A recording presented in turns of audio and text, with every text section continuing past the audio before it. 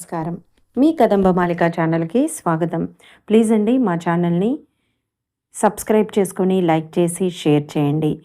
మీరు కింద ఉన్న డిస్క్రిప్షన్‌లో ఇతర వీడియో లింకులు కూడా ఇచ్చున్నాం మేము.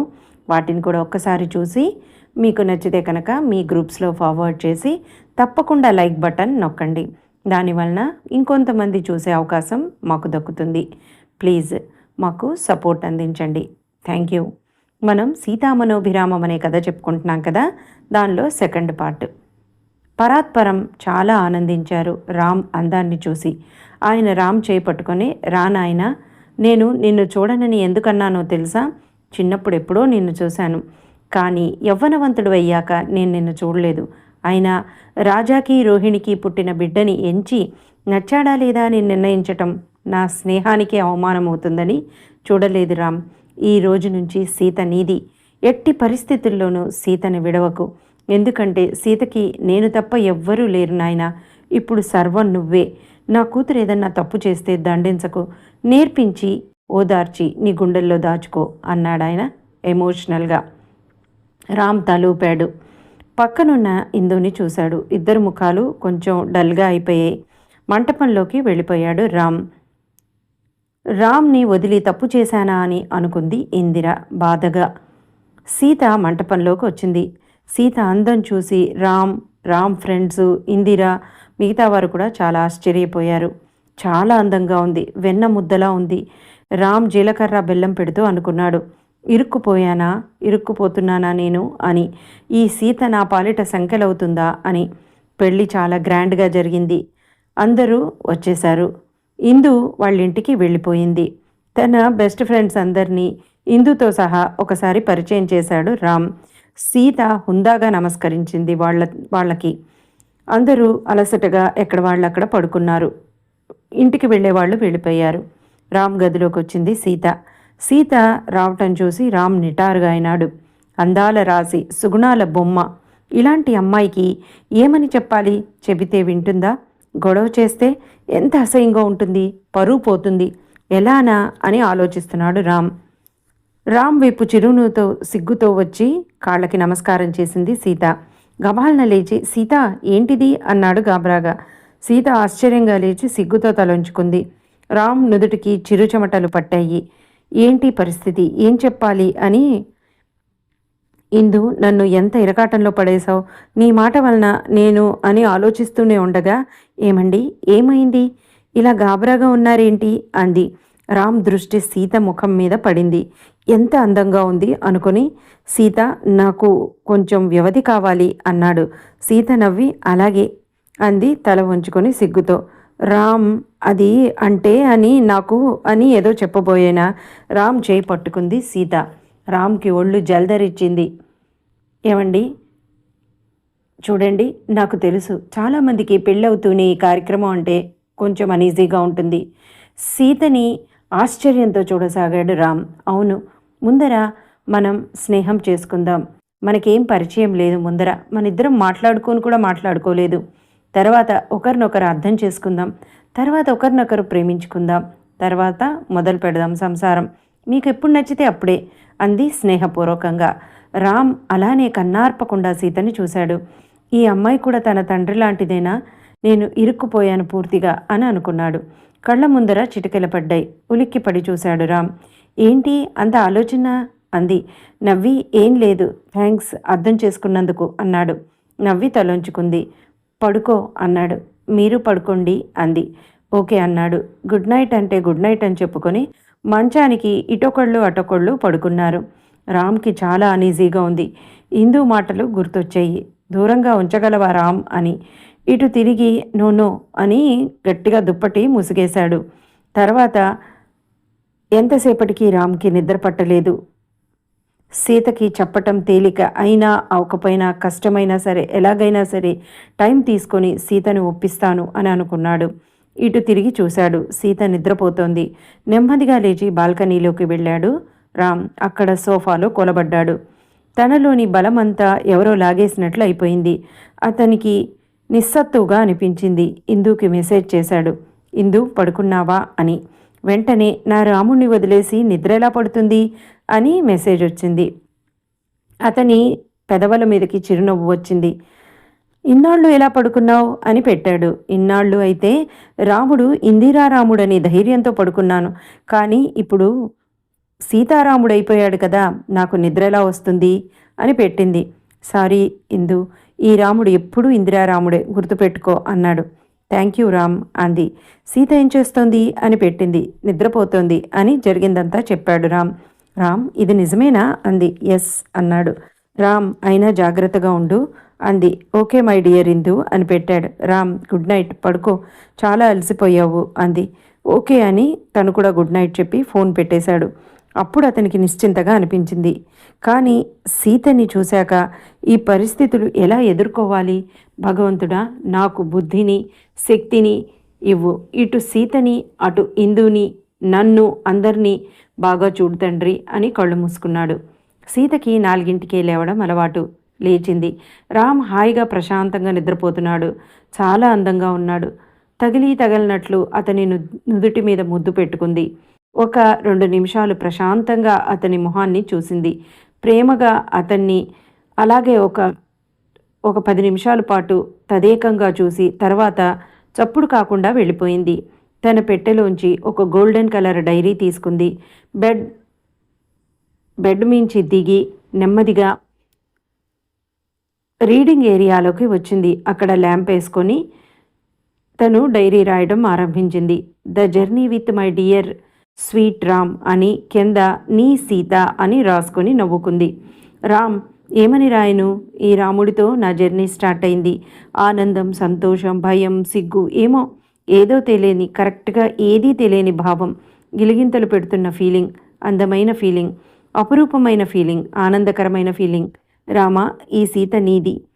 ఇది మాత్రం చెప్పగలను. నాన్నగారు మిమ్మల్ని మొదట చూపించనందుకు, కనీసం మీ ఫోటో అన్న నాకు ఇవ్వనందుకు, అంకుల్ని అడగనందుకు చాలా కోపం వచ్చింది. ఆ అబ్బాయి మాత్రం ఎలా ఊరుకున్నాడు అని అనుకున్నాను. కానీ నా ఫోటో కూడా మీరు చూడనందుకు ఆశ్చర్యం వేసింది, థ్రిల్గా అనిపించింది. అయితే ఈ సీతని ఆ రాముణ్ణి ఈ సీత పెళ్లిలోనే దర్శిస్తారన్నమాట అని ఆనంద తాండవం చేసింది నా మనసు. పెళ్లిలో నా ఫ్రెండ్స్ అందరూ మిమ్మల్ని చూసొచ్చి చాలా హ్యాండ్సమ్గా ఉన్నాడే, మన్మధుల్లా ఉన్నాడు అందంగా అని చెప్తే చాలా చాలా హ్యాపీగా ఫీల్ అయినాను. మనిషి గంభీరంగా ఉంటే స్ట్రిక్ట్గా ఉంటారేమో అని అనుకున్నాను. పెళ్లిలో తెర అడ్డు తొలగించాక సిగ్గు పక్కన పెట్టి నా రాముడి రూపం కళ్ళారా మనసారా చూశాను. అదే సమయానికి రామ్ కూడా చూశారు. ఎంత బాగున్నాడు! నేను ఏ జన్మలో ఎంత మంచి పూజ చేశానో!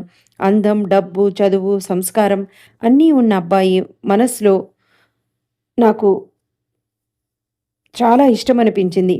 మనసులోని దేవుడికి కోటి దండాలు పెట్టుకున్నాను. ఇద్దరం అలసిపోయాం. మా అత్తగారు రాత్రి 10 అయింది. రామ్ గదిలోకి వెళ్ళమంటే సిగ్గు, భయం రెండూ వేశాయి నాకు. అప్పటి వరకు ఒక్క మాట కూడా అతనితో మాట్లాడలేదు. ఏమని మాట్లాడను, ఎలా పలకరించను అనే రకరకాల ఆలోచనలతో, సుందర స్వప్నాలతో నా రాముడిలో ఐక్యమవ్వాలనే మధురానుభూతితో గదిలోకి అడుగుపెట్టాను. మౌనం, సిగ్గు, గాభరా మా ఇద్దరి మధ్య దోబూచులాడుతుంటే ఏదో చెప్పలేని బాధ, ఆనందం రెండూ కలిగే నాలో. నేనే కాళ్ళకి దండం పెట్టాను. గాబరా పడ్డాడు రామ్. నాకు టైం కావాలి అంటే ఆశ్చర్యం వేసింది. ఏంటి, అమ్మాయిని నేనే తొందరపడుతుంటే అబ్బాయి అయ్యుండి అంత దూరంలో ఆగాడు అని నాలో నేనే నవ్వుకున్నాను, సిగ్గుపడ్డాను.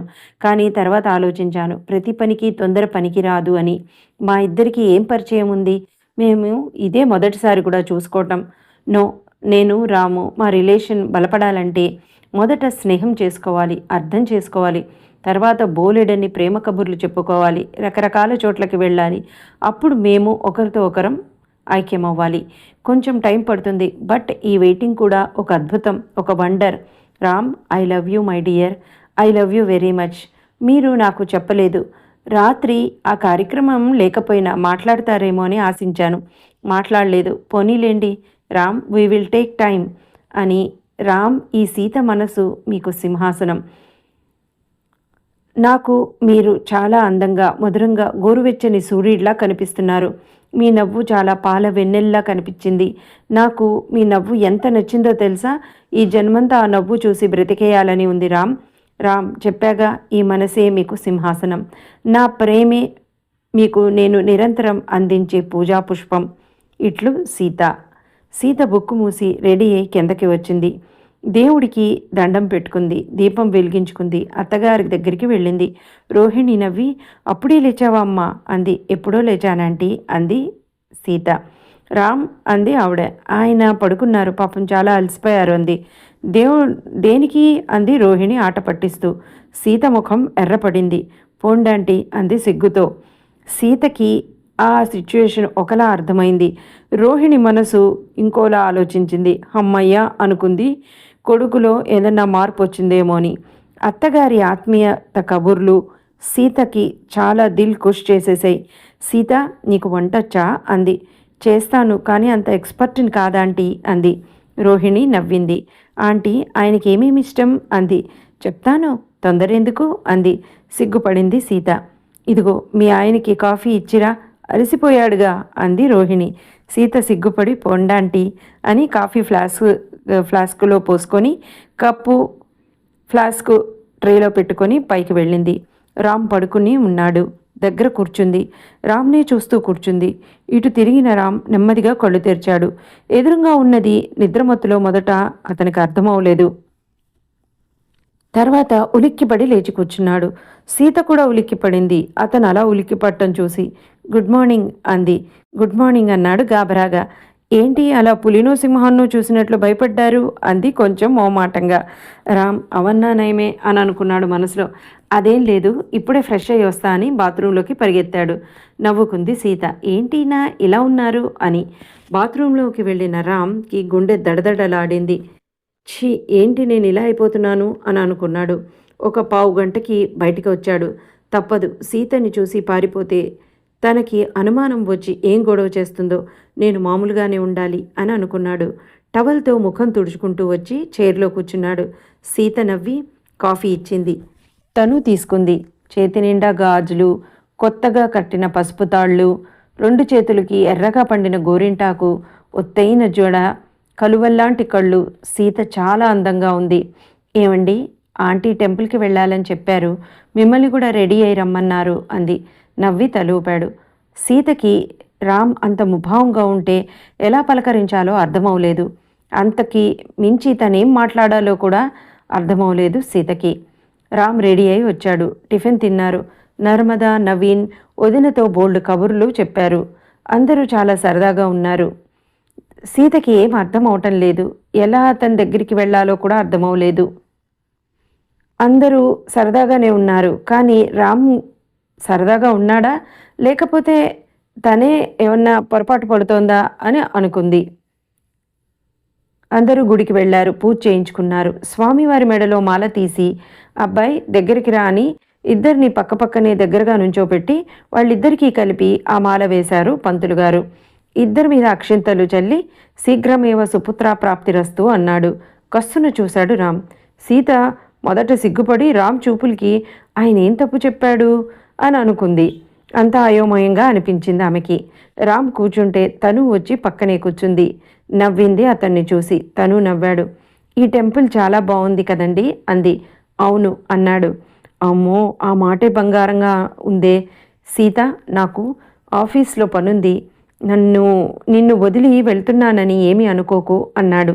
నవ్వి పర్వాలేదండి, వెళ్ళిరండి, సాయంత్రం త్వరగా వస్తారా అంది. అలాగే అన్నాడు నవ్వి. తర్వాత అందరూ ఇంటి దగ్గర దిగితే నేను ఆఫీస్కి వెళ్తున్నానమ్మా అని వెళ్ళిపోయాడు కారు తిప్పుకొని. తల్లి తండ్రి ఒకళ్ళ మొహం ఒకళ్ళు చూసుకున్నారు. సీత వాళ్ళని చూసి పర్వాలేదు, నాతో చెప్పారు అంది. వాళ్ళు నవ్వారు. సీత పైకి వెళ్ళాక రోహిణి, వాడు ఎక్కడికి వెళ్ళాడో మనకి తెలుసు, పాపం సీతకి తెలియదు, ఇది అన్యాయం రోహిణి అన్నారు ఆయన బాధగా. నెమ్మదిగా చెప్దాంలేండి అందావిడ. సాయంత్రం ఫోన్ చేసింది. ఫోన్ స్విచ్డ్ ఆఫ్ అని వచ్చింది. సీత రెడీ అయి కూర్చుంది 6 గంటలకే. రాత్రి 10:30 దాటాక వచ్చాడు రామ్. సీత పైకి వెళ్ళిపోయింది. అప్పటికే చాలాసేపు అయింది రూమ్లోకి వెళ్ళి. తల్లి తండ్రి తన కోసమే వెయిట్ చేస్తున్నారని అర్థమైంది రామ్కి. తల్లి చూపుల్లో తీక్షణతకి రామ్కి ఏం చెప్పాలో ఏం మాట్లాడాలో అర్థం అవలేదు. భోజనం చేశావా రామ్ అంది. తిన్నానమ్మా అన్నాడు. ఎక్కడికి వెళ్ళావు? ఇందు దగ్గరికేనా అంది. అవును అన్నాడు. రామ్ చేయి పట్టుకొని బరబర గబగబా తన గదిలోకి తీసుకెళ్ళింది. తలుపేసి రామ్ ఏంటి పని, కనీసం 10 రోజులు కూడా ఓర్చుకోలేవా, చూడకుండా ఉండలేవా అంది. రామ్ ముఖం ఎర్రబడింది. రామ్, పాపం సీత నీ గురించి 6 గంటలకే రెడీ అయి కూర్చుంది తెలుసా, నీ ఫోన్ స్విచ్డ్ ఆఫ్. రామ్, నువ్వు అన్నం తిన్నావు, నీ భార్య ఆకలి నీకు గుర్తు రాలేదా అంది. రామ్ ముఖం పాలిపోయింది. సీత నీ గురించి ఏమనుకుంటుంది రామ్, ఈ పద్ధతి మార్చుకో. ఇదివరకు నువ్వు ఎలా ఉన్నా ఏం చేసినా మేమేం పట్టించుకోలేదు, కానీ నీ గురించి ఇంకో ప్రాణి ఇప్పుడు ఉందని మర్చిపోకు, వెళ్ళు అంది. రామ్, సీత ఇప్పుడు నీ బాధ్యత, తన మనసు కష్టపెట్టకు నాయనా అన్నారు తండ్రి. డాడ్, వాళ్ళిద్దరి మధ్య నా పరిస్థితి ఏంటో మీకు అర్థమవటం లేదు అన్నాడు రామ్. రామ్, సీతకి తెలిస్తే ఏమనుకుంటుంది చెప్పు అంది తల్లి నచ్చ చెప్పే ధోరణిలో. తెలియని అమ్మ, నిప్పు గుప్పిట్లో దాచుకొని కలకాలం ఉండాలనుకోవటం చాలా వివేకం. ఇవన్నీ నేను ఊహించినవే అవని. ఏమవుతుందో జీవితం, ఎన్ని రాద్ధాంత సిద్ధాంతాలు అవుతాయో, ఎలా ముందర ఉందో దైవాధీనం అని గబగబా మెట్లెక్కి పైకి వెళ్ళిపోయాడు. శిల్లల్లా నుంచున్నారు తల్లి తండ్రి. ఇదండి సెకండ్ పార్ట్. థర్డ్ పార్ట్లో రామ్ సీతలు ఏమవుతుంది, వాళ్ళిద్దరి మధ్య ఎలా ప్రేమ మొదలవుతుంది, అసలు వాళ్ళిద్దరి మధ్య ప్రేమ మొదలవుతుందా లేదా అనేది మనం తెలుసుకుందాం. అప్పటి వరకు సెలవు.